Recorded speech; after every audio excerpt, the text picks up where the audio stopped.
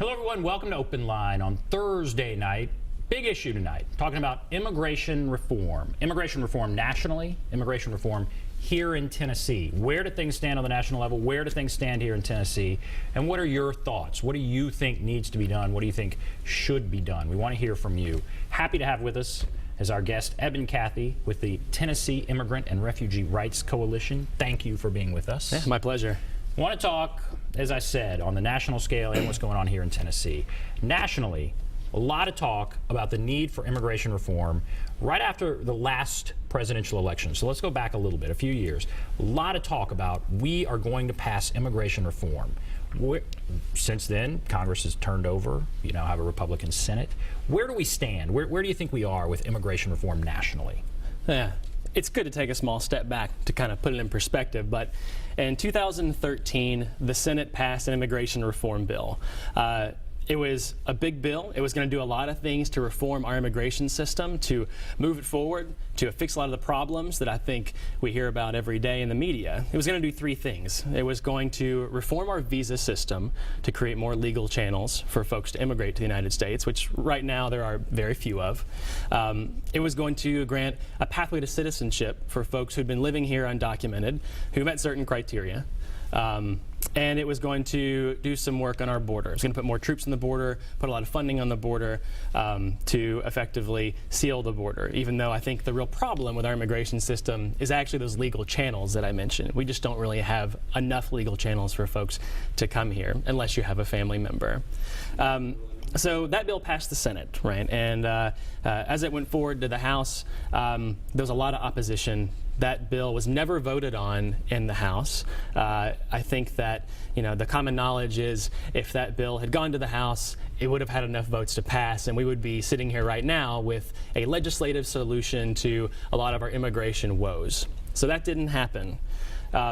In reaction to that, in reaction to our Congress's inability to pass immigration reform, our president stepped up and he did some things within his power to do to change the way we enforce our immigration laws, to defer deportation for the parents of U.S. citizen kids if they're undocumented, and also expand on a program from 2012 called DACA. So that was a solution coming from our executive branch. Now, of course, that was very controversial, and some people said he didn't have the authority to do that. There are even lawsuits about that. I mean, so that's a very controversial thing, but it just speaks to how controversial this whole topic is. Yeah. And you're on the front lines of it. You see the heated back and forth. Right. Do you think there is common ground?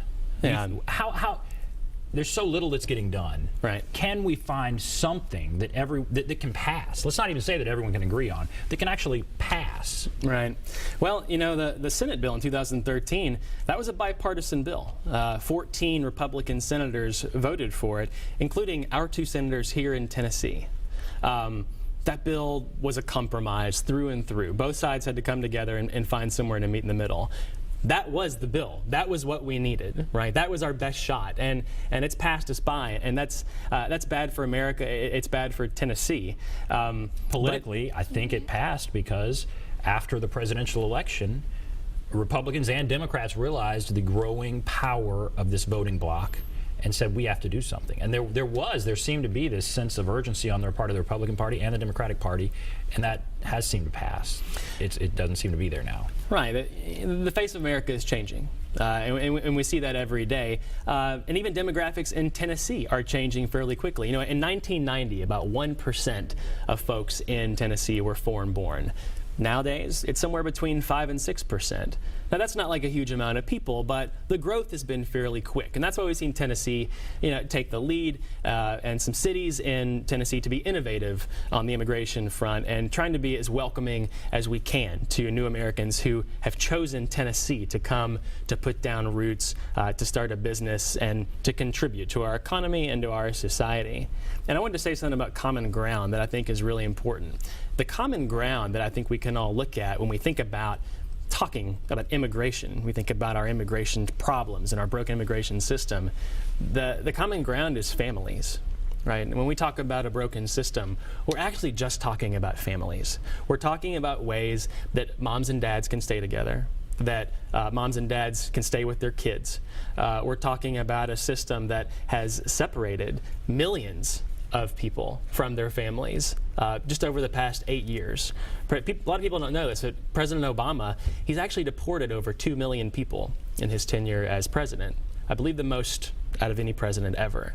So that was moving in the wrong direction, right? I think separating families is not the way we can, fix our immigration system or move forward. Now, families, I see that, and that's very sympathetic, and a lot of people would certainly agree with that. Other people might say it's about enforcing existing law, and people are coming in that are here illegally, and that takes jobs away. I mean, so how do we deal with some of those arguments when people say, I'm worried about my job, and then there are people here taking jobs that shouldn't be here, they aren't here legally. What about that? Right.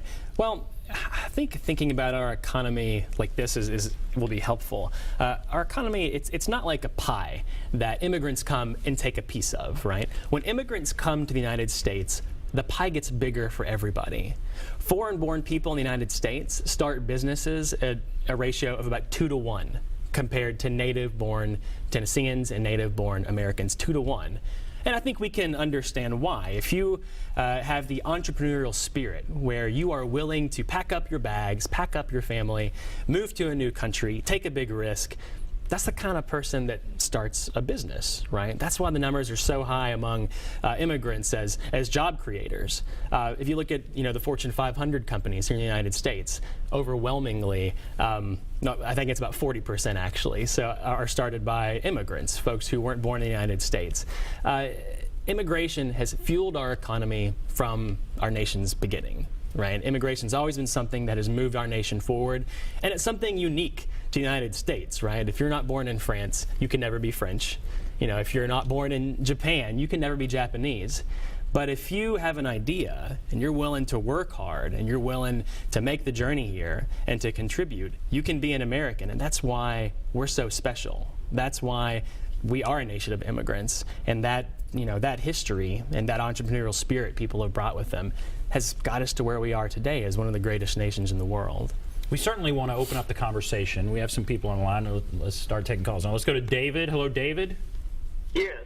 Hi. What's on your mind? Well, I'm a general contractor, have been since the late 60s. I do not work with illegal aliens, and I've seen, God knows how many very, very high qualified, skilled people in the construction trades literally quit and go into other industries because of competition from illegals, which are working for half, and companies that are employing for half of what they should be. And most of these people, they keep talking about all this good for the economy. No, what is it good for the economy? Most of these people are tax takers, not taxpayers.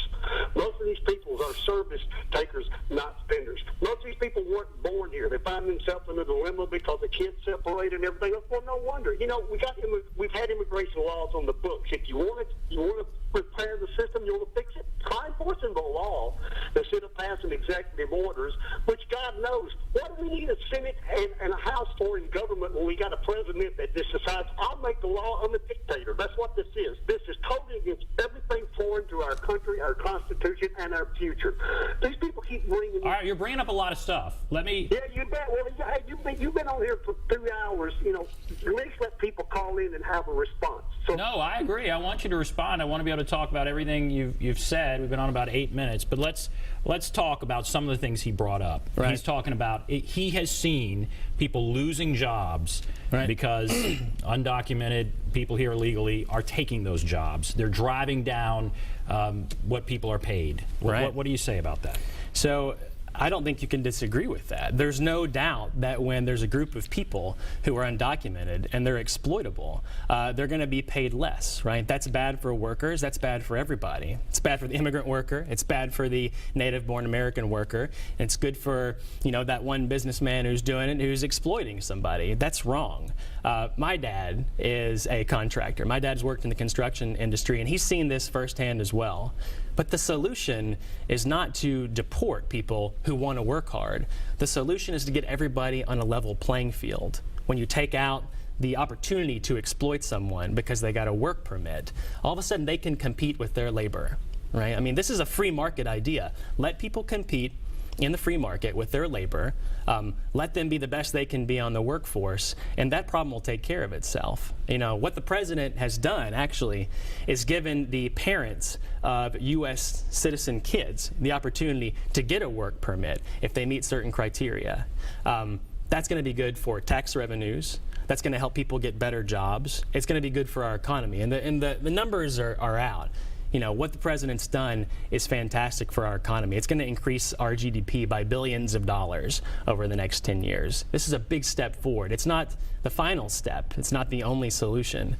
I understand where the caller's coming from, and I think that the anger sometimes people have towards immigrants is misdirected, and it should be at the House and the Senate. They're the folks who can't create laws that work, and when laws don't work, we change them, right? When laws don't work, we've seen many laws that don't work. We change those laws so they work for America and they work for the people here. He definitely articulated that concern that people have, that it's affecting their jobs, it's affecting the money they make. He articulated that. Then he got into, you know, I guess the Obama's executive action.